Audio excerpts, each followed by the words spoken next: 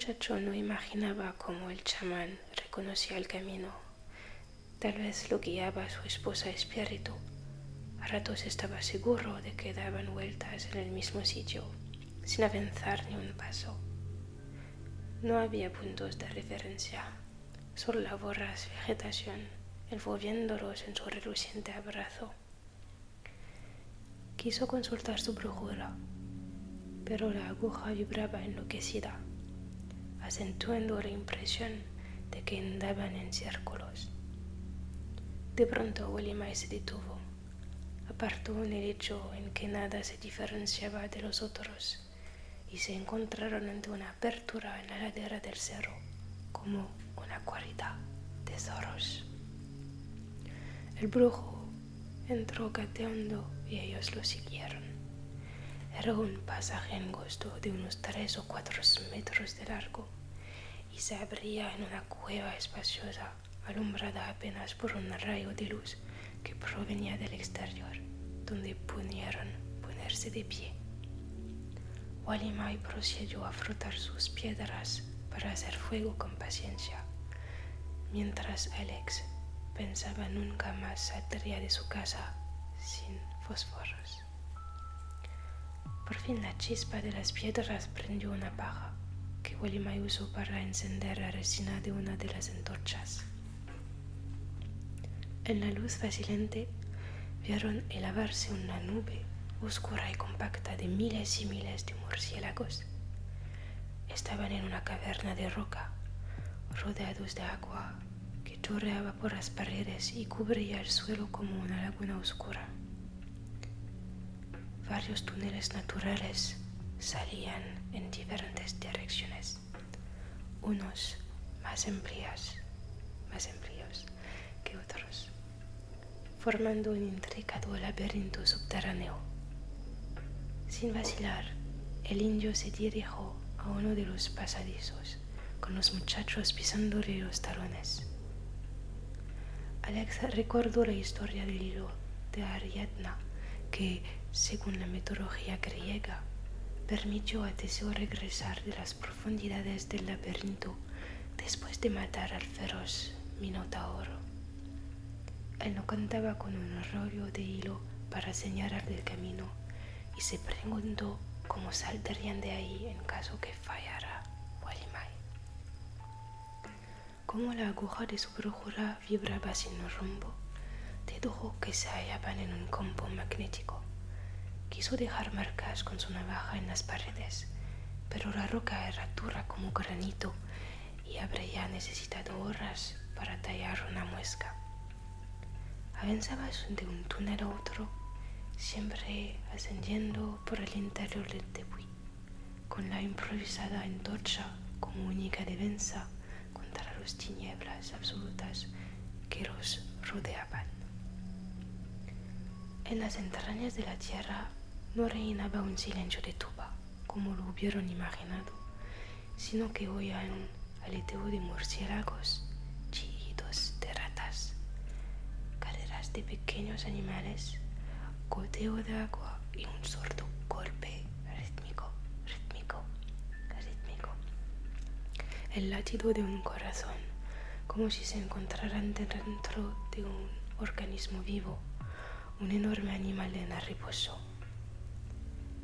Ninguno habló, pero a veces Boroba, el mono, lanzaba un grito asustado y entonces el eco del laberinto les devolvía el sonido multiplicado. El muchacho se preguntó qué clase de criaturas albergarían esas profundidades, tal vez serpientes o escorpiones venenosos, pero decidió no pensar en ninguna de esas posibilidades y mantener la cabeza fría, como parecía tenerla Nadia, quien marchaba tras Walimai muda y confiaba. Poco a poco vislumbraron el fin del largo pasadizo. Vieron una tenue claridad verde y al asomarse se encontraron en una gran caverna cuya hermosura era casi imposible describir. Por alguna parte entraba suficiente luz para alumbrar un vasto espacio, tan grande como una iglesia, donde se alzaban maravillosas formaciones de roca y minerales, como esculturas.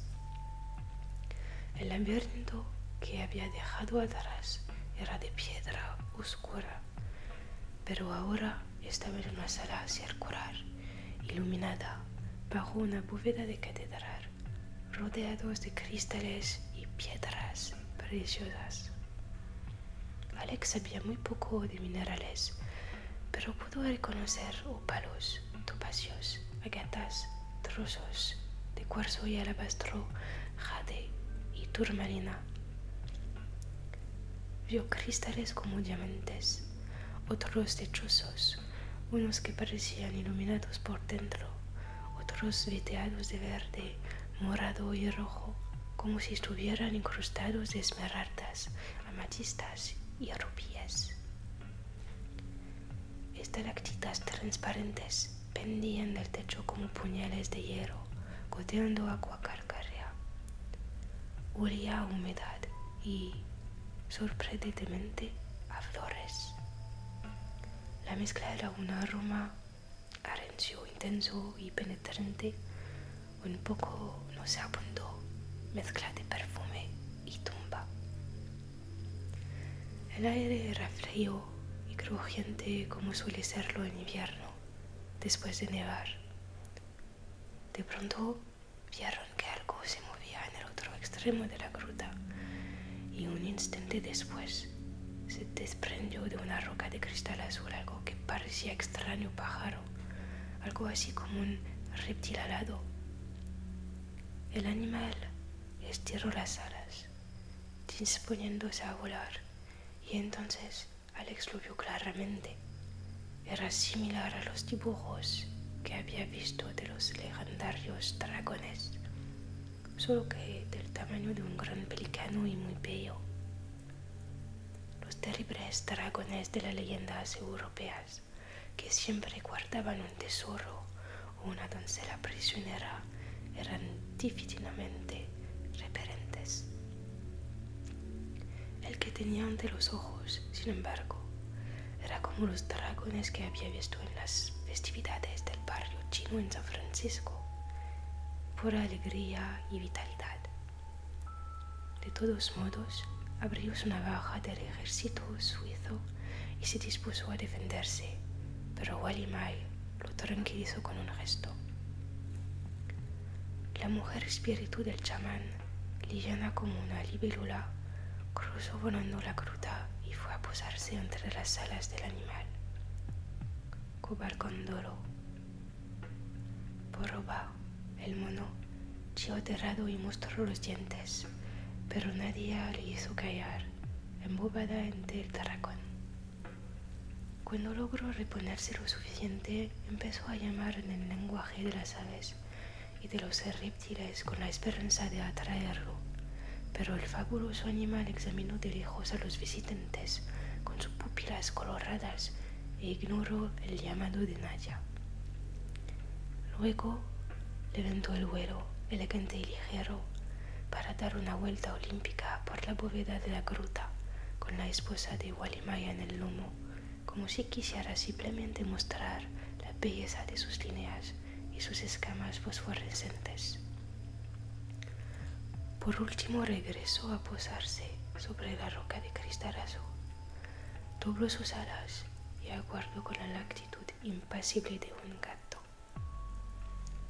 El espíritu de la mujer volvió donde su marido y ahí quedó flotando, suspendida en el aire. Alex pensó cómo podría describir después lo que ahora veía en sus ojos. Habría dado cualquier cosa por tener la cámara de su abuela para dejar prueba de que ese lugar y esos seres existían de verdad, que él no lo había naufragado en la tempestad de sus propias alucinaciones. Dejaron la caverna encantada y al dragón alado con cierta lástima, sin saber si acaso volverían a verlos. Alex todavía procuraba encontrar explicaciones racionales para lo que sucedía. En cambio, Nadia aceptaba la lo maravilloso sin hacer una pregunta. El muchacho supuso que esos tepuis, tan aislados del resto del planeta, eran los últimos enclaves de la era paleolítica, donde se habían preservado intactas la flora y la fauna de miles y miles de años atrás. Posiblemente se encontraban en una especie de isla de los Galápagos, donde las especies más antiguas habían escapado de las mutaciones o de la extinción. Ese dragón debía ser solo un parajo desconocido. En los cuentos folclóricos y la mitología de lugares muy diversos aparecían esos seres. Los había en la China, donde eran sinónimo de buena suerte, tanto como en Inglaterra, donde servían para probar el valor de los caballeros, como San Jorge. Posiblemente, concluyó, fueron animales que convivieron con los primeros seres humanos del planeta, a quienes la superstición popular recordaba como gigantescos reptiles que echaban fuego por las narices. El dragón de la gruta no emanaba llamaradas, sino un perfume penetrante de cortesana. Sin embargo, no se le ocurría una explicación para la esposa de Welimai, esa hada de aspecto humano que los acompañaba en su extraño viaje. Bueno, tal vez encontraría una después. Siguieron a Welimai por nuevos túneles, mientras la luz de la antorcha iba haciéndose cada vez más débil. Pasaron por otras grutas, pero ninguna tan espectacular como la primera, y vieron otras extrañas criaturas, aves de plumaje rojo, con 4 alas, que gruñían como perros, y unos gatos blancos, de ojos ciegos, que estuvieron a punto de atacarlos, pero retrocedieron cuando nadie los calmó en la lengua de los felinos.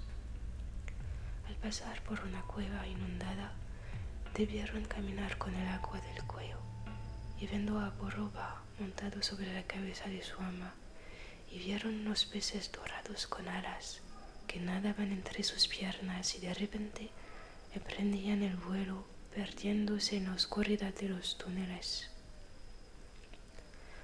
En otra cueva que exhalaba una densa niebla púrpura como la de ciertos crepúsculos, crecían inexplicables flores sobre la roca viva. Welimai rozó una de ellas con su lanza y de inmediato salieron de entre los pétalos unos carnosos tentáculos que se extendieron buscando a su presa. En un recodo de uno de los pasadizos vieron a la luz anaranjada y vacilante de la antorcha un nicho a la pared. Un nicho donde había algo parecido a un niño petrificado en la resina, como esos insectos que quedan atrapados en un trozo de ámbar. Alex imaginó que esa criatura había permanecido en su hermética tumba desde los albores de la humanidad y seguiría intacta como en el mismo lugar dentro de miles y miles y miles y miles y miles de años. ¿Cómo había llegado aquí? ¿Cómo había muerto? Finalmente, el grupo alcanzó el último pasaje de aquel inmenso laberinto. Asomaron a un espacio abierto donde un chorro de luz blanca los cegó por unos instantes. Entonces vieron que estaban en una especie de balcón, un saliente de roca asomado en el interior de una montaña hueca, como el cráter de un volcán. El laberinto que había recorrido penetraba en las profundidades del tepuy, llenando el exterior con el fabuloso mundo encerrado en su interior. Comprendieron que habían ascendido muchos metros por los túneles. Hacia arriba se extendía extendía en las laderas verticales del cerro, cubiertas de vegetación, perdiéndose entre las nubes.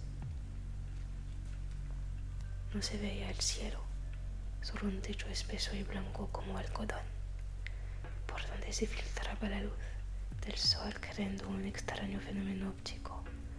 6 lunas transparentes flotando en un firmamento de leche.